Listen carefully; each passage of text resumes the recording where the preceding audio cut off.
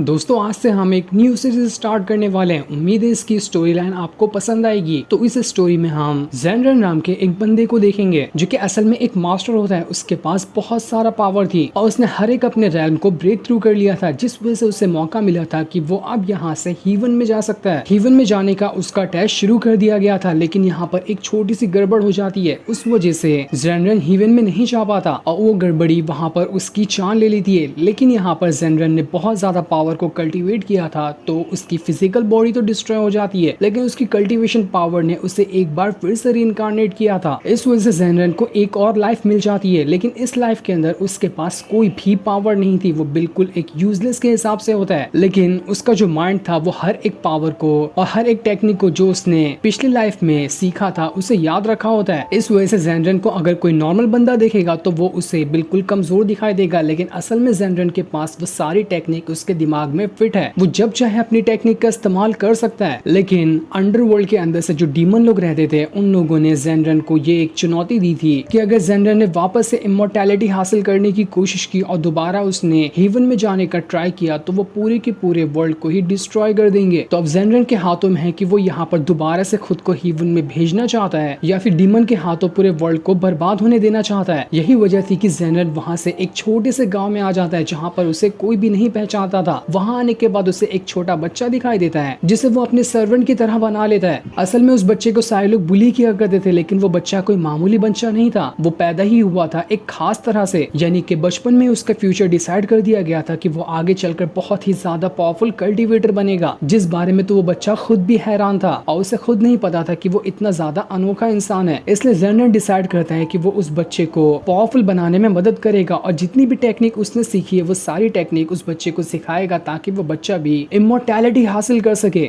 उम्मीद है आपको इस स्टोरी का एक शॉर्ट इंट्रो समझ में आ गया होगा। तो अब यहाँ से हम स्टोरी को शुरू करते हैं। तो स्टोरी के स्टार्ट में हमें किंशन नाम के एक सेक्ट का सीन दिखाया जाता है। वहाँ पर ये ऐलान कर दिया गया था कि कोई भी यहाँ से 300 किलोमीटर की दूरी पर ना जाए। यहाँ पर एक बैरियर लगा दिया गया है, किसी को भी इसके बाहर जाने की जरूरत नहीं है, क्योंकि आज ही के दिन इस कॉन्टिनेंट के सबसे ज्यादा पावरफुल कल्टीवेटर जेनरन हीवन में जाने वाले हैं। उनका आज ट्रायल होगा, तो कोई भी अगर 300 किलोमीटर की दूरी पे गया ना तो हो सकता है कि वो जेनरन को ट्रायल पूरा करने में थोड़ी परेशानी डाल दे। इसलिए सभी को आज के दिन सेक्ट के अंदर ही रहना है। किंशन सेक्ट भी पूरी तरह से तैयार था यहाँ पर अपनी सेफ्टी को देखते हुए। उसी किंशन सेक्ट में हम एक छोटे से कमरे को देखते हैं जहाँ पर सिस्टर जाओ नाम की एक लड़की बैठी होती है। उसी के सामने एक डीमन भी था जिसे बंदी बना लिया गया था, और ये जो डीमन था वो अंडरवर्ल्ड से आता है। यहाँ पर जमीन के ऊपर तो यहाँ इंसान रहते हैं, लेकिन जमीन के अंदर जो अंडरवर्ल्ड है वहाँ पर डीमंस वगैरह रहते हैं जो लोग इंसानों को पसंद नहीं करते। किंशन सेक्ट वालों ने जब यहाँ पर डीमन को देखा तो उन्होंने उसे बंदी बना लिया, और बंदी बनाने के बाद यहाँ पर कमरे में कैद करके रखा कि कहीं यहाँ पर जेनरन को हीवन में जाने के लिए कुछ रुकावटें ना डाल दे। और उसी डीमन को यहाँ पर जब बांध के रखा गया तो उसके सामने सिस्टर जाओ को भी रखा गया ताकि वो यहाँ पर इस डीमन के ऊपर नजर रखे। कोई भी वो गड़बड़ी करता है तो जाओ के ऊपर ये जिम्मेदारी है कि वो उस डीमन की जान ले लेगी। वो डीमन यहाँ पर सिस्टर जाओ को अपनी बातों में उलझाने की कोशिश कर रहा था ताकि वो यहाँ पर उसकी बातों में आ जाए और जो रस्सियां उसके हाथ में बंधी हुई है वो उसे खोल दे। इसके बाद ये डीमन यहाँ पर जेनरन के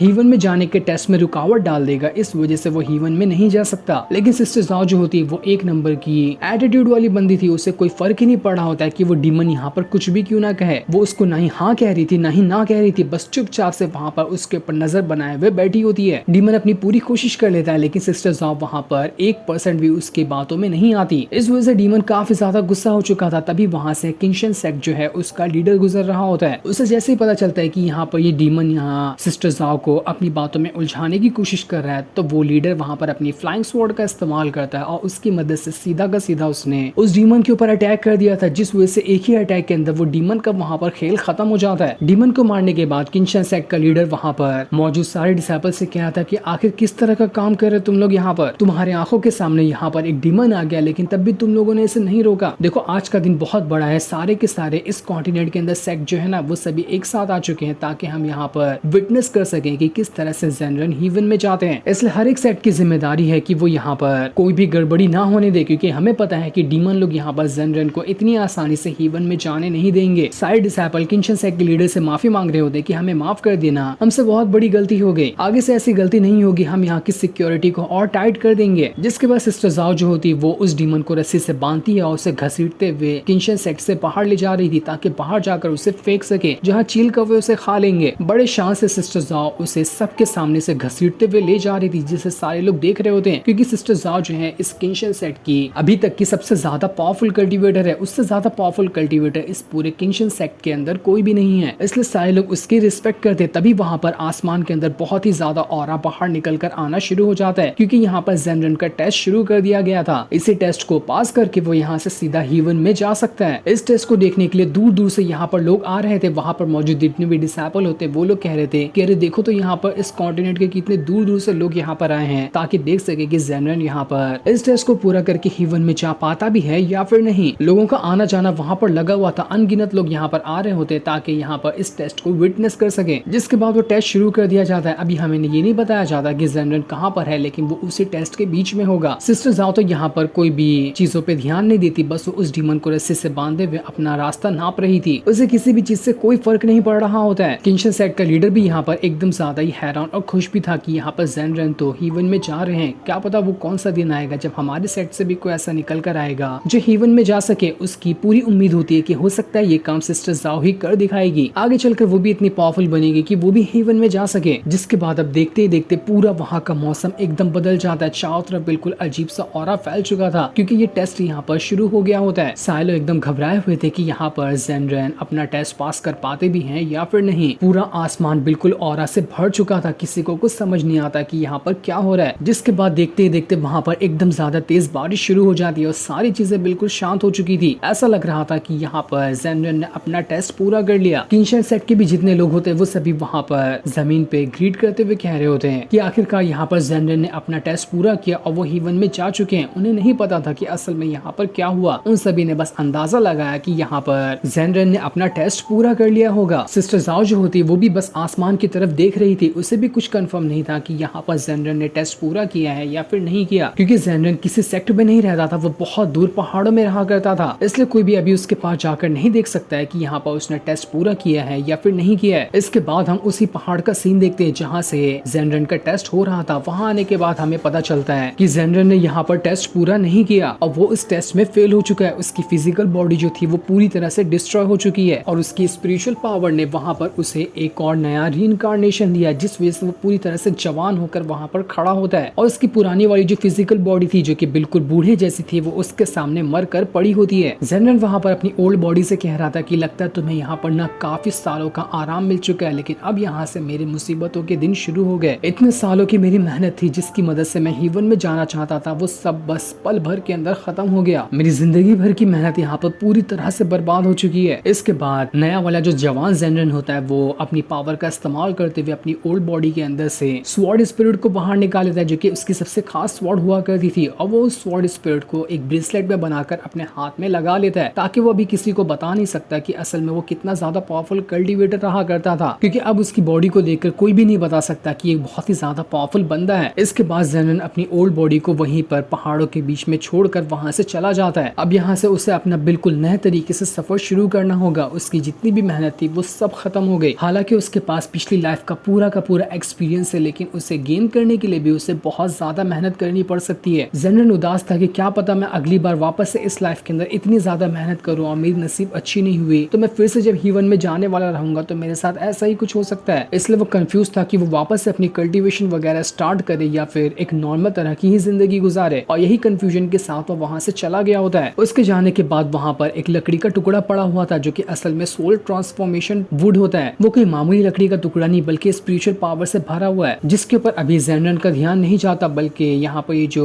जेनरन की बॉडी थी वहीं पर वो टुकड़ा पड़ा हुआ था, और उसे अनदेखा करके जेनरन वहां से चला जाता है। अब जेनरन काफी लंबा सफर तय करने के बाद जब आगे बढ़ रहा था तो आगे बढ़ते वो किसी छोटे से गांव के अंदर पहुंच जाता है। इस गांव में आने के बाद ना ही वो किसी को पहचानता था, ना ही गांव के कोई और लोग उसे पहचान रहे होते हैं। जेनरन वापस से उस जगह पर नहीं जा सकता जहां पर वो पहले रहा करता था, क्योंकि सभी लोग उसे पहचान लेंगे कि ये तो जेनरन है जिसने अपना टेस्ट पूरा नहीं किया और ये तो वापस से अर्थ पे ही आ चुका है, जबकि सभी को अभी भी लग रहा होता है कि वो हीवन में चला गया। किसी को रियलिटी नहीं पता थी कि जेनरन तो असल में यहाँ पर मौजूद है और उसके बाद साथ कितना बड़ा हादसा हो गया। उस गाँव में आने के बाद बच्चे जो थे वहाँ पर जेनरन को देखकर घबरा रहे होते हैं, क्योंकि उसके कपड़े बिल्कुल ही अलग थे। वो बिल्कुल किसी इमॉर्टल कल्टीवेटर जैसे कपड़ों में होता है और गांव के लोगों के कपड़े तो बिल्कुल अलग ही थे। इस वजह से उन्हें लग रहा था कि यहाँ पर कोई आउटसाइडर आ गया है जो हमें यहाँ पर नुकसान भी पहुंचा सकता है। बच्चों ने ये बात अपने पेरेंट्स को भी बता दी थी, इसलिए पूरा गाँव उठकर आ जाता है जेनरन के पास ताकि उससे बात कर सके कि असल में ये बंदा है कौन और यहाँ पर क्या करने के लिए आया है। सारे लोग कहते क्या पता ये कोई कल्टीवेटर होगा जो किसी पावरफुल सेक्ट से यहाँ पर आया है, क्योंकि इसका लुक और इसका कपड़ा देखकर तो ऐसा ही लगता है कि ये कोई मामूली इंसान तो नहीं होगा। ये सारे लोग यहाँ पर आपस में बहस कर ही रहे थे कि तभी वहाँ पर गाँव का चीफ आ जाता है। चीफ ने जैसे यहाँ पर जेनरन को देखा था वो समझ चुका था कि नहीं, ये जेनरन कोई मामूली बंदा तो नहीं है, ये जरूर कोई मास्टर होगा जो कि इस गाँव को देखने के लिए आया है। वो चीफ वहाँ पर जेनरन के सामने ग्रीट करते हुए कहता है कि सीनियर, मुझे पता है कि आप यहाँ पर मास्टर हैं, लेकिन मुझे ये नहीं समझ आ रहा कि आप इतने छोटे मोटे से गाँव में क्या, अगर हमसे यहाँ पर कुछ गलती हो गई है तो उसके लिए हम आपसे माफी मांगना चाहते हैं। चीफ को ऐसा करता हुआ देखकर गांव के सारे लोग जो थे वो सभी भी अब यहाँ पर जेनरन के सामने ग्रीट करने लगते हैं। उन्हें भी लग रहा था कि शायद हो सकता है कि जेनरन कोई मास्टर होगा जो यहाँ पर आया हुआ है। जेनरन यहाँ पर कहता है कि मैं कुछ दिनों के लिए इसी गाँव में रुकने के लिए आया हूँ, मुझे जगह चाहिए होगी ताकि मैं इस गाँव में रुक सकूँ। ये सुनकर चीफ थोड़ा घबरा जाता है कि अरे यहाँ पर मास्टर रुकेंगे, हम इनका ख्याल कैसे रख पाएंगे। जेनरन को लग रहा था कि यहाँ पर चीफ जो घबराया है वो इसलिए घबराया होगा क्योंकि इनका खर्चा हो जाएगा, इसलिए वो अपने पास से 2-4 जेड निकालता है जो कि सोने से बने हुए थे। वो उस जेड को चीफ को देते हुए कहता है कि इसे आप रख लो, इसके बदले मुझे कोई छोटी सी जगह दे देना। चीफ कहता है नहीं नहीं सीनियर, ऐसी बात नहीं है, हम तो यहाँ पर ये सोच रहे थे कि आप इतने बड़े मास्टर हैं और हमारे पास खाली झोपड़ी वगैरह है, छोटे मोटे घर हैं, तो हम आपकी खातिरदारी कैसे कर पाएंगे, इसी वजह से मैं परेशान था। लेकिन जनरल कहता है इसके लिए परेशान होने की जरूरत नहीं है। वो चीफ के हाथ में वो जेड थमाते हुए वहाँ से चला जाता है। आगे बढ़ते हुए उसे वहाँ पर शैनलाओ नाम का एक छोटा सा बच्चा दिखाई देता है और यही वो बच्चा था जो कि बहुत ही खास तरह के टैलेंट के साथ पैदा हुआ है। इसके बारे में वो बच्चा खुद भी नहीं जानता, लेकिन यहाँ पर जनरल समझ चुका था कि ये बच्चा कोई मामूली बच्चा नहीं है। वो उसे घूर कर देख रहा होता है। ये देखकर शैनलाओ के जो पेरेंट्स होते हैं उन्हें लग रहा था कि जो जेनरन है वो यहाँ पर शैनलाओ को अपने साथ ले जाना चाहते हैं ताकि यहाँ पर शैनलाओ जेनरन की देखभाल कर सके। कभी उन्हें चाय वगैरह खाना वगैरह की जरूरत होगी तो वो उन्हें बना कर दे देगा। इसलिए शैनलाओ के पेरेंट्स यहाँ पर इस चीज के लिए मान जाते हैं और उन्होंने शैनलाओ को एक सर्वेंट की तरह जेनरन के साथ भेज दिया था जो कि अब एनी टाइम जेनरन का ख्याल रखेगा। शैनलाओ भी इससे काफी ज्यादा खुश हो जाता है कि अरे वाह, मैं तो यहाँ पर एक मास्टर के साथ रहूंगा, ये तो बहुत अच्छी बात है। वो जेनरन को गांव का सबसे अच्छा घर दिखाता है और उसकी साफ सफाई कर देता है ताकि यहाँ पर आराम से जेनरन रह सके। यहाँ पर आने के बाद शैनलाओ जो था वो गाँव में किस तरह से लोग रहते हैं और उनके डेली के क्या काम होते हैं वो सभी मास्टर जेनरन को सिखा रहा था। वो जेनरन को यहाँ पर खेती करना सिखाता है और भी बहुत तरह की चीजें सिखाता है जैसा कि गांव के लोग करा करते हैं। शुरुआत में तो जेनरन को ये सारी चीजें उतनी अच्छे से समझ नहीं आ रही थी, लेकिन धीरे धीरे करते हुए वो सारी चीजें अच्छे से सीख जाता है और वो बिल्कुल परफेक्ट बन चुका था। शैनलाओ भी ये देखकर हैरान था कि अरे वाह, यहाँ पर जेनरन मास्टर तो कितनी आसानी से ये चीज सीख गए। उन्होंने पूरी की पूरी खेत में फसल लगा दी, वो भी चुटकियां बजाते हुए। कमाल की बात है, ये काम करने में तो महीने लग जाते थे। इसलिए शैनलाओ और अच्छी तरह से जेनरन का ख्याल रखना शुरू कर देता है। जेनरन वहाँ पर शैनलाओ से कहता है क्या तुमने कभी भी कल्टीवेशन वगैरह के बारे में सुना है या फिर कभी उसे ट्राई किया है। शैनलाओ कहता है हाँ मास्टर, पिछले साल ना यहाँ पर एक ओल्ड मैन आए थे जिनके पास थोड़ी बहुत कल्टीवेशन पावर थी। उन्होंने मुझसे कहा कि वो मुझे कल्टीवेशन करना सिखाएंगे और कल्टीवेशन से जुड़ी हुई किताबों को भी समझना सिखाएंगे, लेकिन क्या करूँ, शायद मेरी किस्मत उतनी अच्छी नहीं थी कि कुछ दिनों पहले ही वो मर चुके हैं। उनके मरने के बाद अब कोई भी यहाँ पर ऐसा नहीं है जो मुझे कल्टीवेशन वगैरह के बारे में सिखाए। मुझे तो अभी तक के कल्टीवेशन से जुड़ी हुई चीजें जिस किताब में लिखी होती है उस किताब को भी पढ़ना नहीं आता। ये सुनकर जनरल कहता देखो मैंने भी यहाँ पर ना बहुत सारी कल्टीवेशन से जुड़ी किताबें पढ़ी हैं। वो शैनलाओ को अपने बारे में बता देता है कि असल में वो कौन है और उसके साथ किस तरह का हादसा पेश आ गया था जिस वजह से वो यहाँ पर आ गया। ये सुनकर तो शैनलाओ एकदम ज्यादा हैरान रह चुका था कि मास्टर सच में बहुत ही पहुंची हुई चीज है। जनरल वहाँ पर शैनलाओ से कहता है ठीक है, मैं यहाँ पर तुम्हारी मदद करूंगा कल्टीवेशन पावर को सीखने में। तुम ट्राई करना और कल्टीवेशन करने की कोशिश करना। जहाँ पर तुम गलती कर रहे होगे ना, मैं तुम्हें सिखा दूंगा और तुम्हें गलतियों के भी बारे में बताऊंगा कि किसे गलतियों को सुधार के उसे सही किया जा सकता है। ये सुनकर तो शैनलाओ काफी ज्यादा खुश हो चुका था कि अरे वाह, मास्टर मेरी मदद करेंगे तो मैं बहुत जल्द मास्टर के जैसा ही पावरफुल बन जाऊंगा। दूसरी तरफ हम अंडरवर्ल्ड का सीन देखते हैं जहाँ पर कई सारे डीमन वगैरह रहा करते हैं। वहाँ पर कुछ डीमन ने मिलकर एक डीमन को बहुत ज्यादा मारा था और उसे मार मार कर लावे में फेंकने की तैयारी कर रहे होते हैं, क्योंकि थोड़ी देर पहले जो हमने वो लकड़ी का टुकड़ा देखा था ना जिसका नाम सोल ट्रांसफॉर्मेशन था, उसका इस्तेमाल यही अंडरवर्ल्ड के डीमन वगैरह करते हैं। लेकिन उनके पास से वो टुकड़ा गायब हो गया था। उन्हें शक था कि यही डीमन ने यहाँ पर उस टुकड़े को गायब किया होगा, इसलिए वो उसे मार मार कर उसे अधमरा कर देते हैं ताकि वो बता सके कि असल में वो लकड़ी का टुकड़ा कहाँ पर है। लेकिन उस डीमन को यहाँ पर कुछ भी नहीं पता था कि वो टुकड़ा कहाँ चला गया, जबकि हमने देखा था कि वो टुकड़ा असल में वहाँ पर मौजूद है जहाँ पर जेनरन की पिछली वाली बॉडी है, वहीं पर वो टुकड़ा पड़ा हुआ था। गुस्से में आकर बाकी डीमन जो होते हैं वो सभी उस डीमन को लावे के अंदर ही फेंक देते क्योंकि उन्हें उसके ऊपर शक था कि इसने यहाँ पर उस लकड़ी के टुकड़े को छुपाया होगा ताकि बाद में चलकर अकेले उसका इस्तेमाल कर सके। इसी वजह से उन लोगों ने मिलकर यहाँ पर उस डीमन की जान ले ली। बाकी डीमन वहाँ पर कह रहे थे कि अगर यहाँ पर लीडर को पता चला कि वो लकड़ी का टुकड़ा गायब हो चुका है तो बहुत बड़ी गड़बड़ हो सकती है। हमें जल्द से जल्द इस मैटर को सुलझाना पड़ेगा ताकि ये मैटर आगे चलकर बड़ा ना हो जाए। जल्दी से जाओ और किसी न किसी को भेजो ताकि वो बचे हुए बाकी के उस टुकड़े को हासिल कर सके।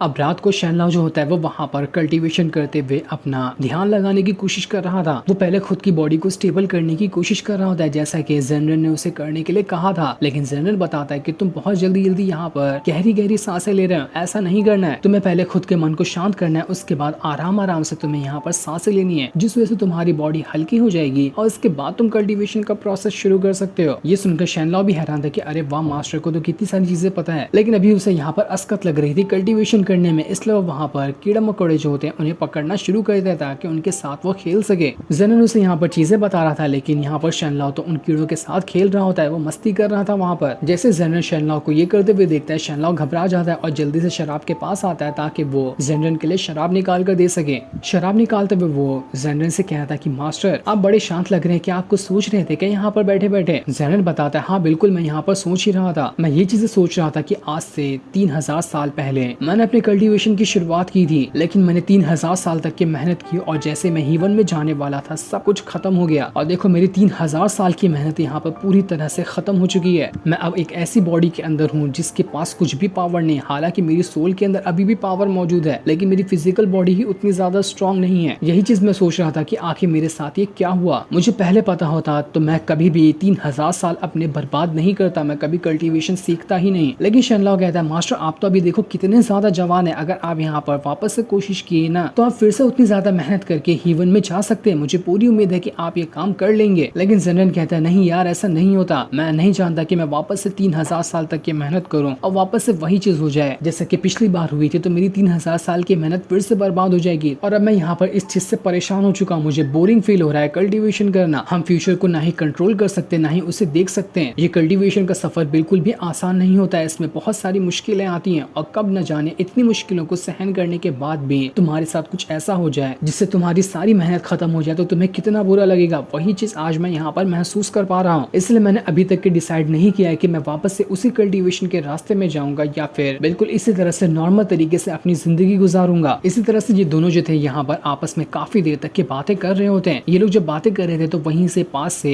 एक बूढ़ा आदमी गुजर रहा था जिसका नाम मास्टर लू होता है। असल में ये मास्टर लू किंशन सेक्ट का ही एक मास्टर है। किंशन सेक्ट वालों ने मास्टर लू को ये ऑर्डर दिया है कि उन्हें दूर दूर गाँव में जाना है और वहाँ पर जाकर कोई ऐसा इंसान हो जो कि पैदा ही अलग टैलेंट के साथ हो तो उन लोगों को ढूंढना है ताकि वो सभी किंशन सेक्ट में जा सके, क्योंकि किंशन सेक्ट वाले लोग चाहते हैं कि जल्द से जल्द उनके सेक्ट से कोई ऐसा बंदा बाहर निकल कर आए जो कि हीवन में जाएगा। इसीलिए उन्होंने मास्टर लू को ये काम पे लगाया कि वो अलग अलग गाँव में जाकर पावरफुल बंदे को तलाश करें जिसका फ्यूचर आगे चलकर बहुत ही ज्यादा ब्राइट होने वाला है। ऐसे ही तलाश करते हुए वो मास्टर लू जो था वो इसी गाँव में आ जाता है जहाँ पर शैनलाओ रहता है। वहाँ पर आने के बाद जैसे ही उसने शैनलाओ को देखा था, शैनलाओ को देखते साथ ही वो समझ जाता है कि नहीं ये बच्चा कोई मामूली बच्चा नहीं है, ये पैदा ही किसी अलग टैलेंट के साथ हुआ है। लेकिन जैसे वो वहाँ पर जेनन को देखता है वो देखता ही रह जाता है क्योंकि जेनन बिल्कुल जवान एकदम हट्टा कट्टा लग रहा था और वो काफी ज्यादा सुंदर भी लग रहा होता है। ये देखकर मास्टर लू वहाँ पर कह रहा था आखिर ये बंदा है कौन, ये इतना ज्यादा खूबसूरत है जिसके सामने तो लड़कियां भी फेल हो।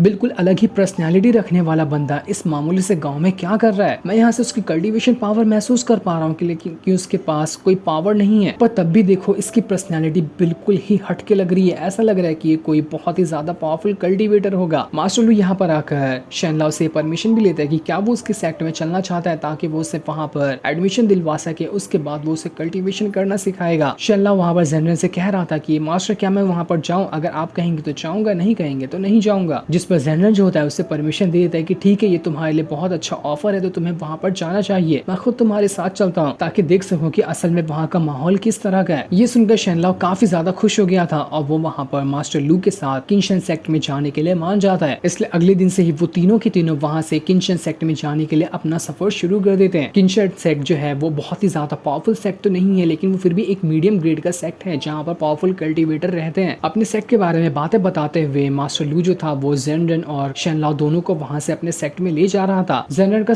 सारा सामान जो था वो शैनलाओ ने अपने अपने पीठ के ऊपर टांगा होता है। वो इतना छोटा सा बच्चा था लेकिन इतने सारे सामान को लाद कर ले जा रहा था। आगे चल के ये शेनलाओ काफी ज्यादा स्ट्रॉन्ग भी बनने वाला है। रास्ते में आगे बढ़ते हुए उन्हें वहाँ पर कई सारे स्पिरिचुअल बीस्ट भी दिखाई देते हैं जो कि बहुत ही अलग तरह के दिख रहे थे। वो बीस्ट मामूली बीस्ट से काफी ज्यादा अलग होते हैं। इसके बाद शेनलाओ जैसे ही किनशन सेक्ट में आता है, वहाँ आने के बाद तो उसकी आंखें खुली की खुली ही रह जाती है कि अरे वाह, ये कितना सुंदर सेक्ट है, ये जगह तो बहुत ही ज्यादा प्यारी है। वो सेक्ट काफी ज्यादा बड़ा भी लग रहा था। मास्टर लू आगे बढ़ने के बाद किनशन सेक्ट के गेट के पास आता है जहाँ पर एक बंदा बैठा हुआ था जो नए आए हुए डिसाइपल को रजिस्टर करता है। वो बंदा मास्टर लू से कहता है, क्या वो मास्टर लू इस बार किसे लेकर आए हो यहाँ पर एडमिशन कराने के लिए? क्या आपको कोई पावरफुल बच्चा मिल गया क्या जिसका फ्यूचर बहुत ही ज्यादा ब्राइट होने वाला है? मास्टर लू कहता है, तुम्हें कैसे पता चला? हाँ बिल्कुल, मैं ऐसे बच्चे को लेकर आया हूँ जिसको मैंने देख लिया है कि वो आगे चलकर बहुत ही ज्यादा स्ट्रॉन्ग बनेगा। तो तुम फटाफट से रजिस्ट्री बुक निकालो और उसमें इस शेनलाओ का नाम रजिस्टर कर दो। उसके साथ जेनन नाम का एक और बंदा है, उसे भी रजिस्टर कर लेना क्योंकि वो दोनों साथ में ही रहते हैं। शेनलाओ असल में जेनन का सर्वेंट है तो उसके बगैर वो कहीं नहीं जाएगा, इस वजह से तुम्हें जेनन को भी यहाँ पर रजिस्टर करना पड़ेगा। रजिस्टर करने वाला बंदा जो था वो शेनलाओ को देखकर काफी ज्यादा हैरान और खुश हो जाता है कि अरे वाह, तुम तो सच में बहुत ही ज्यादा टैलेंटेड हो यार। मानना पड़ेगा मास्टर लू ने तुम जैसे बच्चे को कहाँ से खोज निकाला। वो जल्दी से शेनलाओ से पूछता है कि बताओ तुम्हारा नाम क्या है और तुम कहाँ से आए हो, तुम्हारा एड्रेस वगैरह बता दो ताकि मैं तुम्हारी पूरी डिटेल ना यहाँ पर बुक के अंदर रजिस्टर कर सकूं। शेनलाओ से अपना सारा नाम बताता है, एड्रेस वगैरह सब कुछ बता देता है। इस वजह से उस बंदे ने वहाँ पर इस सेट के अंदर शेनलाओ को रजिस्टर कर लिया था और आज से यहाँ पर शेनलाओ जो है वो इस सेट का एक मेंबर बन चुका है। वो जब यहाँ पर रजिस्टर करने वाला बंदा जेनरन को देखता है तो वो कह रहा था कि अरे यार, इसके पास तो कोई भी टैलेंट नहीं है, लेकिन फिर ऐसा कैसे हो गया कि यहाँ पर ये शेनलाओ जो कि पैदा ही अलग टैलेंट के साथ हुआ है वो इस जैसे नल्ले इंसान का सर्वेंट बनकर रहे। ये बात मुझे हजम नहीं हुई, लेकिन फिर भी वो यहाँ पर कुछ सवाल नहीं उठाता और जेनरन को भी यहाँ पर रजिस्टर कर देता है। इस वजह से वो दोनों अब यहाँ से सेट के अंदर आ चुके थे। वहाँ पर आने के बाद जेनरन और शेनलाओ को और भी कई सारे लोग दिखाई देते हैं जिन सभी को मास्टर लू ने अलग अलग गाँव और बहुत दूर दूर जाकर सेलेक्ट किया हुआ था। वो सभी आज यहाँ पर इस किनशन सेक्ट में सेलेक्ट होने के लिए आए हुए थे। मास्टर लू वहाँ पर आए सारे लोगों से कहते कि मुझे माफ कर देना, मैंने यहाँ पर आप लोगों को काफी टाइम तक के इंतजार करवाया, लेकिन अब इंतजार करने का टाइम खत्म हो चुका है। यहाँ पर हमें तुम्हें इस किनशन सेट का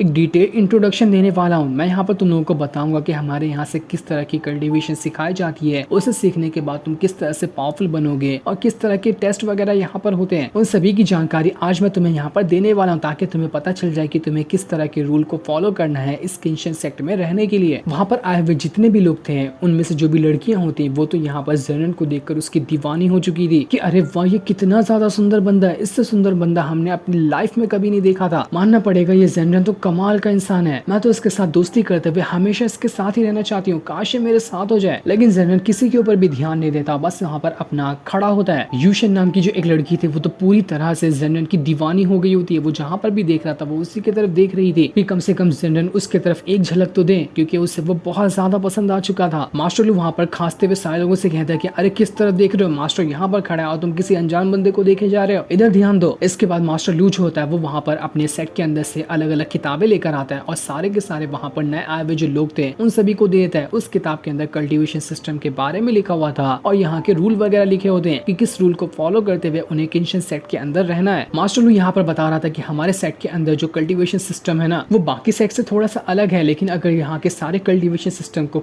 तो तुम भी उतने ही पावरफुल हो जाओगे जितना कि दूसरे सेट के लोग तुम्हारे लेवल के हैं। इसलिए हर सेट वालों ने इस कॉन्टिनेंट के अंदर अपने अपने तरीके का कल्टीवेशन सिस्टम बनाकर रखा हुआ है, तो तुम किसी के भी कल्टीवेशन सिस्टम को गलत या फिर सही नहीं कह सकते। हमारे सेट का जो कल्टीवेशन सिस्टम है वो सबसे स्टार्ट में 3 लेवल से शुरू होता है, एक अर्ली, मिड और लेट। इन अर्ली, मिड और लेट स्टेज को भी ना 3-3 अलग अलग लेवल के अंदर डिवाइड किया गया है। शुरुआत का जो अर्ली स्टेज है उसे तुम लोगों को कम से कम 1 साल के अंदर ब्रेक थ्रू करना पड़ेगा। अगर तुमने यहाँ पर 1 साल के अंदर अर्ली स्टेज को ब्रेक थ्रू कर लिया ना तो उसके 1 साल बाद तुम्हारा एग्जाम होगा। एग्जाम होने के बाद तुम मिड स्टेज में जाओगे। मिड स्टेज पे जाने के बाद जो भी डिसाइपल होता है वो इस सेट का एक इनर डिसाइपल कहा जाता है। उसके अगले साल के बाद तुम्हें मेहनत करनी है और तुम्हें मिड स्टेज को भी क्रॉस करना है। 2 साल के बाद जब तुम मिड स्टेज को क्रॉस कर लोगे तब तुम्हारा अगला टेस्ट होगा। अगले टेस्ट के बाद तुमने वो टेस्ट पूरा किया तो उसके बाद तुम यहाँ के एक आउटर डिसाइपल बन जाओगे। अर्ली स्टेज को ना तुम अगर फिनिश कर लोगे तो उसके बाद तुम्हें स्वॉर्ड टेक्निक सिखाई जाएगी और तुम्हें इस सेट से एक अच्छी स्वॉर्ड मिलेगी। मिड स्टेज को क्रॉस करने के बाद वो स्वॉर्ड तुम्हारी फिजिकल बॉडी के साथ मर्ज हो जाएगी, यानी कि तुम जिस तरह से चाहो उस तरह से उस स्वॉर्ड का इस्तेमाल कर पाओगे। यहाँ तक कि अगर तुमने अपनी स्वॉर्ड में मास्टरी हासिल कर ली ना तो एक आउटर डिसाइपल बनने के बाद तुम उस स्वॉर्ड पे खड़े होकर जहाँ मन में चाहो वहाँ जा सकते हो, क्योंकि उसके बाद तुम्हारी स्वॉर्ड बिल्कुल एक फ्लाइंग स्वॉर्ड बन जाएगी जिसे तुम आसानी के साथ कंट्रोल कर सकते हो और खड़े खड़े ही अपने अपनी फ्लाइंग स्वॉर्ड को कंट्रोल करते हुए किसी की भी जान ले सकते हो या फिर कितना भी लंबा सफर तय कर सकते हो। मुझे उम्मीद है कि मैंने जितने भी लोगों को इतनी मेहनत से यहाँ पर सेलेक्ट किया है वो सभी यहाँ पर बहुत ही अच्छा परफॉर्मेंस दिखाएंगे और इस किंशन सेट का नाम यहाँ पर रोशन करने की कोशिश करेंगे। इसके बाद मास्टर वहाँ पर एक आउटर डिसाइपल को लेकर आते हैं जो यहाँ पर अपनी स्वॉर्ड को कंट्रोल करते हुए और अपनी टेक्निक वगैरह दिखाता है। जहाँ उसकी टेक्निक काफी ज्यादा स्ट्रॉन्ग लग रही थी एक ही अटैक में तो वहाँ का पूरा तालाब ही हिल गया होता है। मास्टर बता रहे थे कि यहाँ पर तुम लोग जब आउटर डिसाइपल बन जाओगे ना तो तुम्हारे पास भी इतनी ही पावर आ जाएगी। तुमने ज्यादा मेहनत की तो इससे भी ज्यादा पावर तुम्हारे पास रहेगी। मास्टर वहाँ पर शनलाओ से कहते हैं शनलाओ तुम्हें समझ आ रहा है ना। लेकिन सारे लोग जब हटते हैं तो हमें पता चलता है कि शनलाओ तो अपने बैग के अंदर से जेनरन के लिए शराबें निकाल रहा था। उसने तो कोई मास्टर की बात सुनी ही नहीं। सारे लोग जब शनलाओ की तरफ देख रहे होते तो वो मास्टर से कहते कि मास्टर आप कुछ बोल रहे थे क्या ना, मुझे माफ कर देना मैंने आपकी बातें नहीं सुनी। मास्टर वहाँ पे कहते नहीं नहीं कोई बात नहीं, मैं यहाँ पर बस ये कह रहा था कि तुम ना यहाँ पर जितने भी लोग खड़े हैं ना उन सब में से सबसे ज्यादा खास हो। तुम बिल्कुल एक अनोखे टैलेंट के साथ पैदा हुए हो जिस वजह से तुम्हारी कल्टीवेशन पावर बहुत ही स्पीड से बढ़ेगी और वो दिन दूर नहीं जब तुम यहाँ के एक आउटर डिसाइपल बन जाओगे बाकी लोगों से भी पहले। तो मेरी सबसे ज्यादा उम्मीदें तुम्हारे ऊपर ही टिकी हुई कि तुम ही यहाँ पर हमारे किंशन सेट का नाम रोशन करने वाले हो। ये सुनकर सारे के सारे हैरान रह जाते कि क्या सच में ये छोटा बच्चा पैदा ही अलग टैलेंट के साथ हुआ है क्या? हमें तो ये कोई मामूली बच्चा लगता है। और चलो मान लिया कि ये भी अगर अनोखे टैलेंट के साथ पैदा हुआ है तब भी ये जेनर नाम के जैसे लूजर बंदे का नौकर क्यों बना फिर रहा है? जेनर तो यहाँ पर बिल्कुल नल्ला लग रहा है, इसके पास तो कोई पावर नहीं होगी लेकिन तब भी देखो ये अलग टैलेंट के साथ पैदा हुआ बच्चा उसका नौकर बना हुआ है और उसके सारे काम करता है। बड़ी अजीब बात है। लेकिन उन बेवकूफ लोगों को क्या पता था कि जेनर कोई मामूली बंदा नहीं जबकि वो इस पूरे कॉन्टिनेंट का सबसे ज्यादा पावरफुल बंदा है। जिसके बाद वहाँ पर मिस्टर जू नाम का एक बंदा आता है जो शनलाओ से कहता है कि शनलाओ तुम्हें पता है यहाँ पर नए आए डिसाइबल जो होते हैं ना उन सभी को अलग अलग कमरा दिया जाता है। मैं यहाँ का पुराना डिसाइबल हूँ तो इसलिए मुझे यहाँ पर ना एक अच्छा कमरा मिला है। तो मैं क्या चाह रहा था कि क्या तुम मेरे साथ कमरा शेयर करना चाहोगे? हम दोनों एक ही कमरे में रहेंगे। मेरे कमरे के बाहर ना बहुत ही अच्छे स्पिरिचुअल हर्ब्स वगैरह है जिनका स्पिरिचुअल ऑरा एनी टाइम मेरे कमरे के अंदर आता रहता है। मिस्टर जू जो था उसका यहाँ पर ये प्लान होता है कि अगर शनलाओ उसके साथ रहेगा तो वो भी जान पाएगा कि असल में शनलाओ के अंदर किस तरह का टैलेंट है। हो सकता है कि वो टैलेंट उसकी भी मदद कर दे आगे पावरफुल बनने के लिए। इसलिए वो शनलाओ को बहला रहा था ताकि शनलाओ उसके साथ शामिल हो जाए। लेकिन जेनर तो यहाँ पर मिस्टर जू की कोई बात नहीं सुनता और वहाँ से जा रहा होता है। ये देखकर शनलाओ भी समझ जाता है कि नहीं मास्टर को यहाँ पर जू का जो कमरा है वो पसंद नहीं आया होगा इसलिए वो जा रहे हैं। इसलिए वो वहाँ पर मिस्टर जू से भी कह देता है कि सीनियर ब्रदर मुझे माफ कर देना लेकिन मैं आपके साथ नहीं रह सकता। जहाँ पर मेरे मास्टर रहेंगे मैं वहीं पर जाऊंगा। इसके बाद वो सारा बोझा वापस अपने कंधे पर टांगता है और जेनर के पीछे जाने लगता है। सारे लोग ये चीज देखकर बिल्कुल ही हैरान थे कि यार बड़ी कमाल की बात है, इतना टैलेंटेड बच्चा वो भी बिल्कुल देखो किस तरह से